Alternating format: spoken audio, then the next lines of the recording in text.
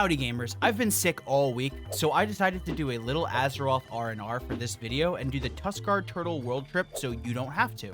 But what is the Tuskarr Turtle World Trip? In Dragonflight, Blizzard added an hour-long boat ride around Azeroth that starts in Iskaara, the walrus town, and it goes through a section of each continent in the world to showcase some really cool sights and scenes that are around. And while there is no reward at the end, I think it's a nice way to pay respect to the artists and the designers who helped make this game great. So sit back and enjoy the tour. As I said earlier, it starts in Iskaara. The turtle will show up periodically and it'll hang out for a little bit to let people get on the boat. I hop on board and I start running around the ship a little bit to get a feel for it, and I see some NPCs that you can actually talk to. Nice flavor, Blizzard. Thank you. After a few minutes though, the turtle departs and we head out to open ocean and end up in our first stop, the Reddit zone, Grizzly Hills. We come in with Zul'drak to the booty side of the turtle, where the massive walls that enclose that zone are towering over us. And like, if you've never really looked at Zul'drak before, it really is an impressive looking zone. Turtle moves down this little channel here, passing by some troll ruins, and eventually we end up pausing next to that big fortified island that was the base of the Worgen in Grizzly Hills. But after some time, we end up moving along again, and in front of us we see some big honkin' mountains that separate the Reddit zone and Howling Fjord, and peppering those mountains are some dark iron dwarf structures which look really neat at this angle. But just as we're about to pass them, we hit a loading screen and head on to our next zone. The next stop is Azsuna, located on the west side of the Broken Isles. We start this leg of our voyage outside of Faranar, the Legion stronghold in the zone. The big visual that's here is the giant demonic spaceship that is looming over the entire zone. It reminds me of a small indie company I know, and how with a single email they could shut off the best game of all time, Heroes of the Storm. In the distance we can also see Dalaran floating, looking majestic in the sky, and several other large elven ruins in the distance. The ship takes a little while to start moving, but once it does, we start making our way towards the Isle of the Watchers, and there's also a lot of cool rocks and islands and little structures jutting out of the water as we cruise through. But soon enough, we are moving along once again to our next destination, Kul Tiras, in the water spanning between Drustvar and Mechagon. The first thing we see here is this big-ass lighthouse. I saw this and I honestly thought it was really dope looking. It makes the Stormwind lighthouse look like a little beta cuck. In the distance, we can also see Waycrest Manor peeking out at us. The ship stalls for a little while here after loading in, but soon enough it takes off and we see some of the cool mountains and the unique trees that exist in this zone as well.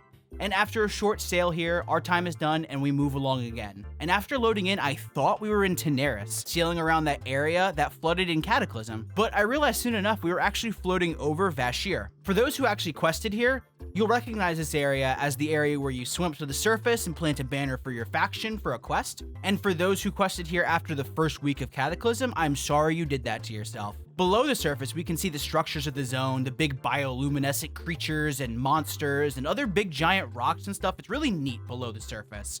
And on the surface, we can see the ships of the Alliance and Horde locked in combat until the end of time. And in the distance, you can just barely make out the castle and the chapel in Stormwind City. And right next to it, you can see Blackrock Mountain kind of pillaring up there. And far to the north, I think I can even see a little bit of Gilneas or some other kind of spire up there. This is only a short stop though, and in due time, we're sucked through the turtle wormhole once more and end up in Vol'dun, overlooking the coast of the zone that's been infested by murlocs. Far in the distance, you can make out the structure of the big snake temple, and a few times you can even see it getting struck by lightning or some shit. I don't know. I didn't really question much. You can also see the massive mountains in the zone in the distance as well. We pause here for a little while, but soon enough, we set sail to cruise along the coast of the zone. But there's really not much to see here, but that's okay because our next stop is truly awesome. We are taken to Pandaria, to the far north of the continent, in a little green area that actually doesn't get much love. The Kunlai summits are towering over us, and we can see parts of the Mogushan vaults peeking out of the mountains. Below it is this little area of greenery, which is gorgeous and one of my favorite little areas of the game. I've always loved this little sneaky area, these little houses over the water, the lush green at the feet of these giant mountains, and it's such a change from the browns and whites of most of Kunlai. You can also see the northern tip of Jade Forest hanging out as well. And around the boat are little islands with various statues and ruins and towns on them. And far to the north, you can see the Isle of Giants with a big troll boat parked off to the side, which is neat looking. Our boat starts to head up this direction and go closer to the Isle of Giants, but we have to go to our last zone now, so back into the abyss I go to teleport to our next zone, Azshara. The boat starts out in the outer area of the giant horde symbol that is now the map, and we start to work our way in. Far in the distance, you can see Hyjal towering over everything around it, It is just so massive, really showing how dynamic the terrain height can really get, even in these older zones. And as we sail in, there is a ton of elven architecture still standing after the Horde ruined the zone.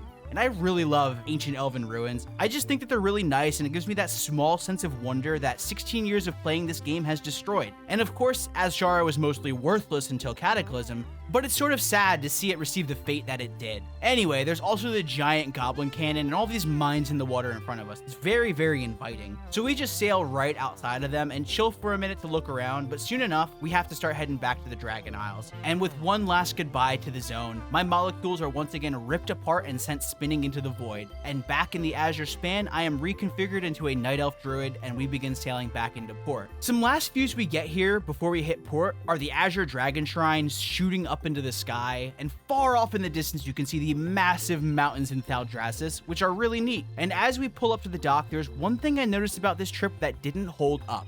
The Reddit post and Wowhead article claimed it'd be about 50 minutes, but in reality, it was only about 25 minutes long, and that's if you wait on the boat for a while and ride it all the way till the end. I was looking forward to it being longer, but this is fine. Either way, it was a really neat little adventure to chill during. Also, the jailer did nothing wrong, and Sylvanas' actions are forgivable.